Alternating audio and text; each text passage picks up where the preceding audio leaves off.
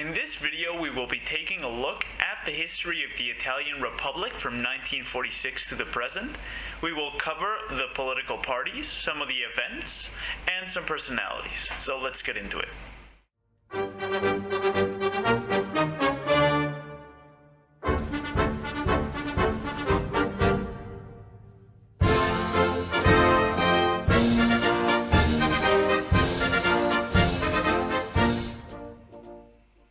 In 1943, the Italian king Victor Emmanuel III deposed Mussolini and changed sides in World War II.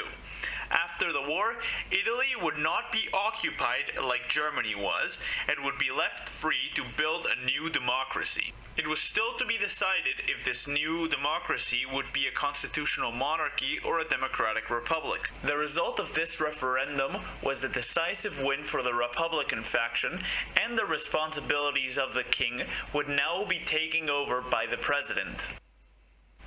It is also important to note at this point that there was no government, only an improvised coalition of very different parties known as the CLN. The biggest party in the CLN were the Christian Democrats. They were a center-right, pro-NATO and pro-capitalist party that were also quite religious. They were led by Alcide Di Gasperi. The second biggest party was the Italian Socialist Party. They favored a neutral foreign policy and a mixed economy. They were one of the oldest parties in all of Italy and were led by Pietro Nenni. The third biggest party is the Italian Communist Party. They were Marxist-Leninist, however, they always worked within the democratic system. They were pro-Warsaw Pact, and they were heavily involved in the partisan movement. They were led by Palmiro Togliatti.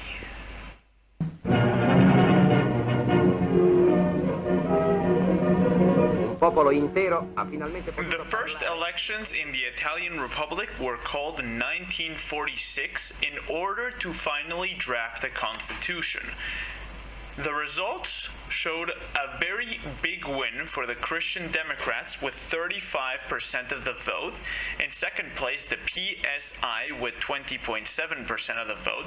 And in last place, the Communist Party with 18.9%. This meant that if both leftist parties were able to get over their differences, they could beat the Christian Democrats. These two parties would join together for the next election as the Popular Democratic Front. Now Italy finally had a constitution. Under this new constitution, Italy would be a parliamentary republic. This means that the people choose the parliament, however the parliament then picks the prime minister, so the parliament is the strongest branch of the government. If you want to be Prime Minister of Italy, you have to get a majority of both houses of parliament into supporting you.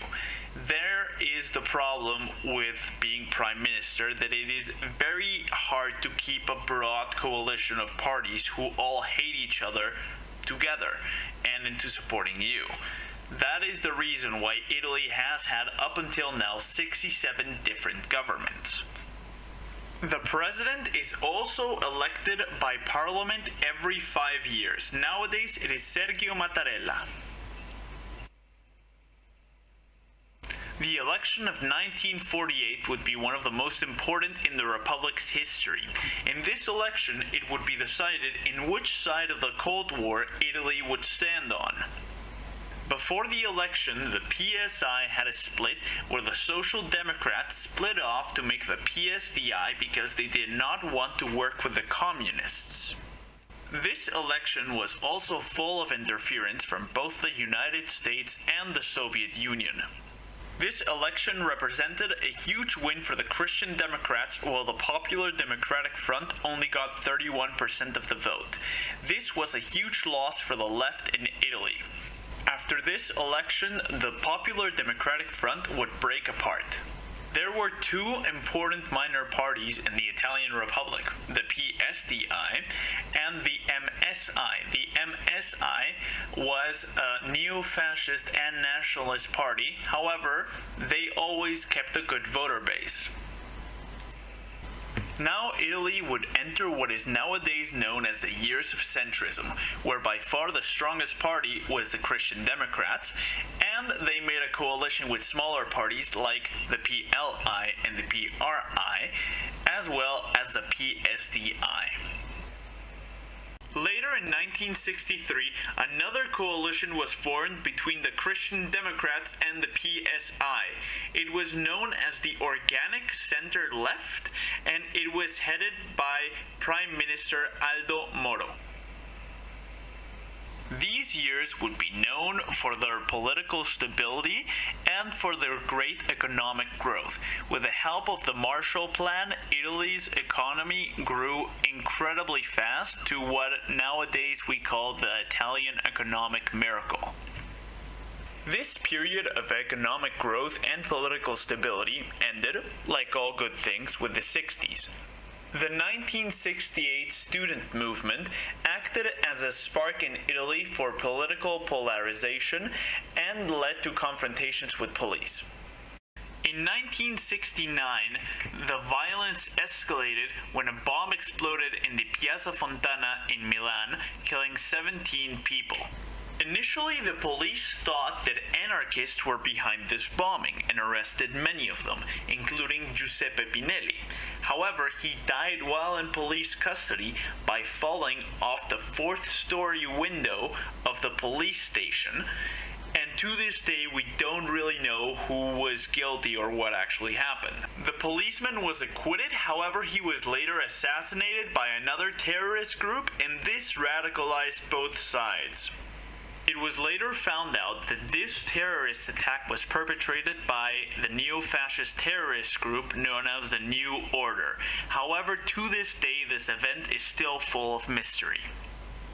In 1970, the violence escalated once more with the creation of the Red Brigades. They were a communist terrorist organization that kidnapped and assassinated their political rivals in a very similar way to the RAF in Germany. This era of political violence is nowadays known as the Years of Lead. It left many victims, and there are far too many terrorist attacks to just name in this video. However, the most infamous of them all is the kidnapping of Aldo Moro, who was an ex-prime minister, and his later execution by the Red Brigades. These two cases are the most known ones, however there were many more bombings and kidnappings in this era of political violence that lasted until the 80s. In the election of 1976, the Communist Party had their best success up until now under Enrico Berlinguer when they got 34.4% of the vote. This is the highest number of any Communist Party in Western Europe. Despite the violence, the parties were becoming more and more moderate. The MSI turned into the National Alliance and renounced fascism, as well as the Communist Party renounced communism and turned into the PDS.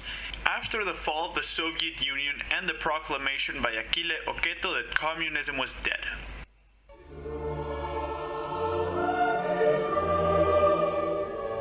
In 1992, Mario Chiesa was caught taking a bribe.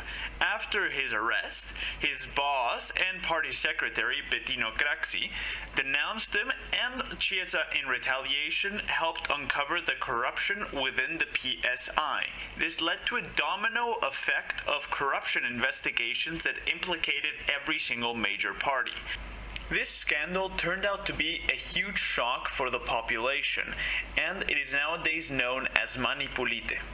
This scandal decimated the Christian Democrats, the PSI, the PSDI, and the PLI. The only parties that truly survived were the National Alliance and the PDS. Now, political scandals and corruption are nothing new to politics. What makes Mani Pulite so interesting is that the people actually stopped voting for all of these corrupt politicians and parties, and this totally destroyed the system. Now, this marks the end of the First Italian Republic. Although technically it's still the same country, people like to make a differentiation before Mani Pulite and after Mani Pulite. We will cover the aftermath in the next video. If you enjoyed this video, please tell me which countries you would like to see covered next. And I refuse to do this YouTube thing of, if we get 300 likes, I'll do part 2. Just like, you know what you have to do.